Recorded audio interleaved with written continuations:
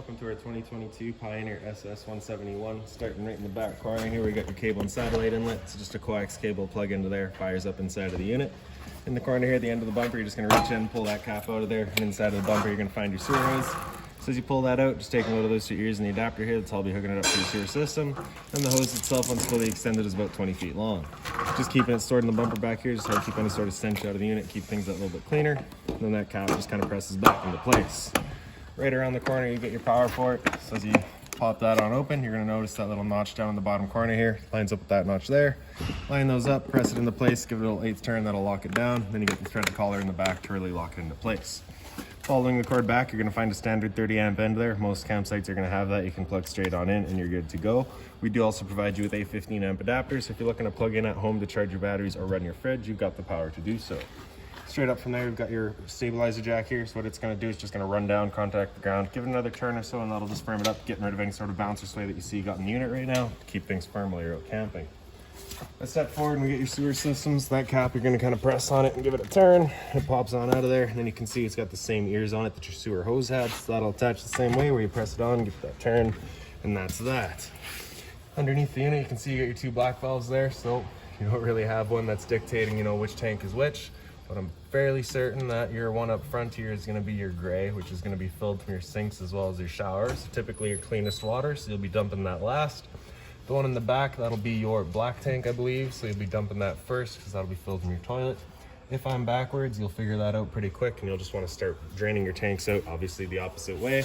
You want to do your gray water last just to help keep that hose as clean as possible. Towards the front of the unit, we get your hot water tank here, so you're going to just line up that keyway and you can pop it on open. Control for turning it on, all of your controls for turning it on are just inside of the unit, so once we get inside, we'll fire it up. Once we get inside and fire it up on propane, I will go over a reset procedure, and the button that I'll refer to is just right here. Before turning it on with either source though, we just want to hit that relief valve right there, make sure that shot of water comes out. That bit of water coming out of there is just so you know this tank is full, it's safe to fire it up, and we're not going to burn anything out by doing so. Close it back down, lock it with a keyway. There you go. Step forward and get your fresh water connection. So basically this cap pops out of there, take your water hose and plug it into there, turn on the water, fills up your fresh water tank. Down below that is your city water connection, so your water hose will attach right to there, turn on the water, that'll pressurize the lines throughout the unit. And then right down underneath, you can see you get the other front stabilizer jack here, and then that right there is just gonna be your fresh water tank drain. So that's the kind of one right off in the back. And these two at the front here, those are just your low point drains for the water system. So the purpose of those would be just to drain out the water lines from the unit. The reason you'd want to do that is it's going to be if you're leaving the unit for a while and you don't want your water going stale or stagnant, you can just drain it all out before you leave. Or if you're winterizing the unit, you just want to get all the water out before pumping antifreeze through. One end of your storage compartment here, you just get that little finger on the side there, holds it open for you. Inside of the storage compartment, you're going to find your water hose. And then inside of the water hose, you're going to find your park adapter. So your 30 amp cord into there, 15 to a standard outlet. Down front of the unit, this box here houses your battery, so as long as you're plugged into that short cord in the back or your 7-pin into your tow vehicle, that battery is charging for you. Your propane tank is right underneath this cover here. To get to that valve, you can just kind of lift it up a little bit and you can reach over the top. You can just feel that valve. It's just your standard barbecue style tank. You're just going to turn that until it's open, lock it down, push it back down. If you're looking to pull the cover right off, you just get 4 little snaps in the back. You can flip that flap right off and it just folds right out. Manual tongue jack, one way's up, other way's down. Other side of the unit, we get the other end of your storage compartment here. It does just see straight through to the other side. Couple of steps back behind your door, get the exhaust for your furnace here. So if you're ever running your furnace, just make sure it's not blocked off. It does get hot. GFI protected outlet beside it. Vent for your fridge here, so nothing really there for you to worry about. You're just kind of just a service port really. And then into the back of the unit, you just get your spare tire, and then straight up from there, you're going to see our pre-wired for a observation or rear view camera. Now we'll make our way inside of the unit here. So the door is just on its own gas strut there, so as you open it up, it's only going to go 90 degrees, no more. The reason they do that is just that you don't go contacting your awning arm. For your steps, you're going to grab this step here, pull it straight out, flip that last step over, then we can step inside. First things first, right on the left there, we got your fire extinguisher. That's standard. Pull the pin, point, and shoot. Straight up the wall from there, you're going to get these 2 light switches. The one on the left does your interior lights. The one on the right does your awning lights outside. Your awning itself is just on this switch here. Press and hold, extend, and that awning makes its way out. Once that awning's fully extended, we're gonna see a little black flap come down as well as the black of the metal tube. Once you see that, you're gonna wanna stop. If you were to continue extending, it can actually wind itself up backwards, in which case the fabric will be underneath the tube, allowing it to then hold water, accelerating the growth of mold and mildew. There's our flap, and that's about as far out as I can get today. But we can still show you. So if it were to start raining, it's gonna start, of course, holding water, so you can just grab either arm, front or rear. You're gonna pull straight down on that guy. Then you can see that changes the pitch of your awning out at the head, allowing water to then run off. If you like that angle better because it does give you more shade, you can do the same thing with the arm up front.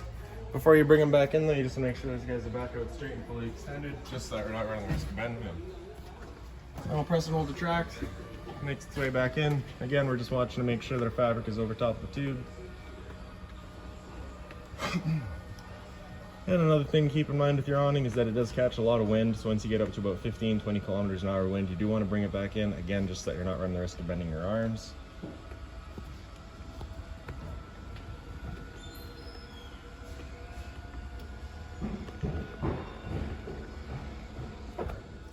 Alright.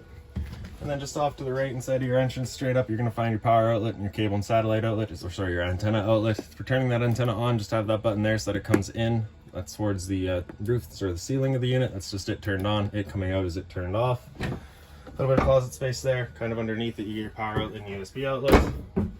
And more storage right across the top here, just wide open. If you pick up kind of the side of your bed here, you get this compartment. You can open it up.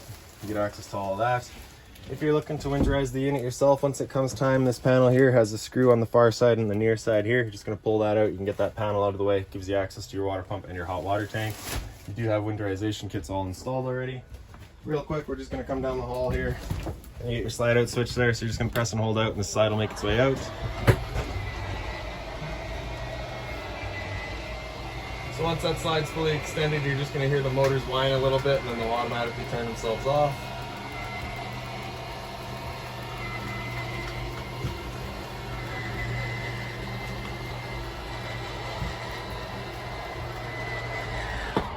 Then just down this wall here, all of your lights are the two lights here, just on their own switches. Right. By the dinette here, or sorry, the two windows in the side out are emergency exits. So you're pulling this tab down, sliding that window wide open, hopping on out. Same window over there. For the dinette here, if you just kind of wiggle your table up, wiggle the table legs out of their bases. Notice the two little ledges there. Your table will then sit down onto those. You'll take the back cushions to fill in the center and create a bed. And this guy right here, so this one just folds on up. And then you can use your couch for just your, hanging out and viewing. Nighttime, you can fold this couch down, use that as a bed, and then you can fold this guy down as well. You got another sort of bedding area. It does just flip on up. This centerpiece here does also fold down, gives you the cup holders there. And then kind of just the blinds throughout the unit. We'll show you quick really right here. Just on a tension system, just sit wherever you leave them.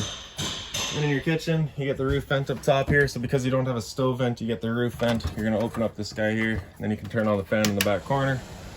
And then allows any sort of fumes that we create from our stove here to be evacuated on out. So we're just gonna grab a lighter real quick. You're gonna turn that knob up to high, hit it with that lighter, and you can see she fires right up.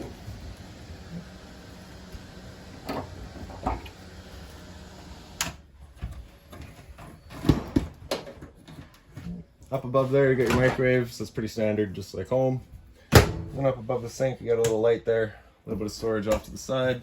So that binder there has all of your owner's manuals in it, any keys, any remotes, anything like that for the unit you'll find right in there. At the sink, hot and cold water, of course, the mobile head, a little bit of storage down below. Being mindful of all our drains and our water lines over there. And this line right here is a propane line, so you want to be especially careful of that. A little bit of storage. And then right down below that's the furnace itself. So one nice thing about this furnace is once we do fire it up, you can physically see that flame in the bottom left corner. So we'll show you that once we get it fired up. The fridge here, so you just handle, pull it towards you. You can open it on up. Power's on the left there, so with that at flush, that's it turned on. The button on the right there the button on the right at flush is gonna be running on auto. Auto is first gonna look for AC power. If AC power is taken away, it'll automatically flip over to gas. If you're out boondocking and you want it solely running on gas, you're gonna have that button come out over flush, and that'll run just on gas. If that check light there would come on, it's letting you know it hasn't fired up. At that point, just off and back on to reset it. So that was the freezer up top, fridge down below. Temp control is just in the back corner there. As the sticker says, up is warmer, down is colder. Down below that is your converter. Press the top and center, she pops on open. You get all of your breakers down the middle there. Whenever a breaker breaks, it's going to sit in the center, so just turn it off and then back on to reset it. And then on the right side, you get all of your fuses. Whenever a fuse pops, you'll get a little red LED right beside it, letting you know exactly which one went. When you're on the corner, right beside your slide out switch, we'll get your thermostat here. So this is going to be for running that furnace solely. So with that slider all the way over to the left, that's it turned off. All the way over to the right, it's max heat. Anywhere in this middle is going to be your kind of temperature selection. Then you can see your readout down in the bottom there. So that turned on, your furnace will fire up. Like I said, once it does, you can see that flame in the bottom corner. The downside to this furnace is that it is just outletting all of its air right there. There is no ducting, so if you're looking to move that air forward and back, I do recommend you get yourself a fan or something just to help with that. So once you're done, you're going to take that slider all the way over to the left until it clicks, and that's it turned off. Straight down from there is your LP detector. Propane's heavier than air. It'll sit on the floor. That gal detector will start going off just like a smoke detector would. The smoke detector itself is right in the back here. There we go. You do have a TV backer back here as well. Power outlet down below as well as a USB outlet. A little bit of storage on the side there. And then into the bathroom here. So right inside on the left, your light switch on the left turns on your fan. It's the same sort of roof vent in here, and then you get the light switch as well. So again, it's just the same sort of vent as you had up front. So you're just turning that knob to open it up. You get another switch in the corner for turning it on and off, but it is wired into the one switch down beside your light switch. Monitor panel in the back corner here, so you can see you get your monitor panel all on the left side there. So battery you can see is currently full, 12.3. As you took that down, you go to 11.7, 11.2, and then low. Your fresh tank, as you fill that up, you go to a third, 2/3, and full. Same idea for your black and your gray. Water pump on the tops here, so you just turn that on, turns on your water pump, drawing out of your fresh tank to pressurize your lines. Water heater with gases in the middle, so turn that on, you get that little light there letting you know the ignition sequence will start. Once that sequence is started, that light will go out. It'll try 3 times to fire up. If after that third try it hasn't fired up, that light's going to come on and it'll stay on. At that point, we'll be going and using that reset button that we'd shown you. So stood right here, you can hear the click of the igniter and the whir of the flame. We know that tank is good. Turning it on with electricity, just hit that button in the bottom there, turns it on with electricity. GFI protected outlet down below, test on the left, reset in the center.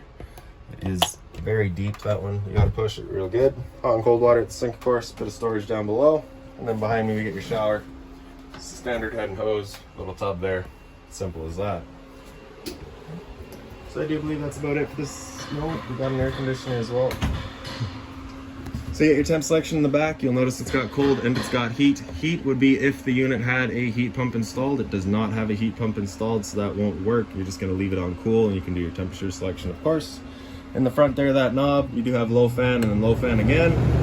Then high fan, so that's just moving air. There's no cooling involved. Low cool is where the compressor will actually come in and start getting you cooling. We're running the low fan. And then same thing on high fan, just of course the high fan running. On either end, you got a little louver. You can close it off or open it up. Just kind of control where you're shooting the majority of your air. And that is it for this unit. If you've got any other questions on it, please feel free to give us a call, 204-237-7272.